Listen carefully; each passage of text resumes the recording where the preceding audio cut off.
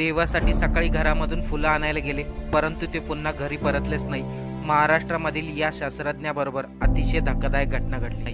अणुसंशोधन केंद्रामध्ये वैज्ञानिक म्हणून कार्य केलेले 67 वर्षीय विनायक कोलनकर हे मुंबईमधील बांद्रा येथील पूर्व भागामध्ये आपल्या पत्नीबरोबर राहत होते. भारताच्या संशोधन कार्यामध्ये त्यांचा मोलाचा वाटा राहिला आहे. राष्ट्रपतीतर्फे यांना पुरस्कारही देण्यात आला होता. तेच विनायक अचानक गायब झाल्यामुळे सर्व महाराष्ट्रामध्ये खळबळ उडाली आहे. विनायक यांचा मोठा मुलगा लंडनमध्ये वास्तव्यास आहे. काल सकाळी 67 वर्षीय विनायक हे देवासाठी घरी फुलं आणायला गेले, परंतु घरी पुन्हा परतलेच नाही.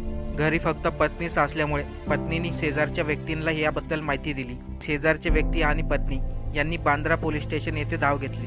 पूर्ण दिवस उलटून गेला, परंतु 67 वर्षीय विनायक हे घरी आले नाही. पोलिसांनाही आता याबद्दल चिंता वाटू लागली. यांच्याबरोबर काही दुर्घटना घडली का यांचं कोणी अपहरण केलंय याचे उत्तर अजून पोलिसांना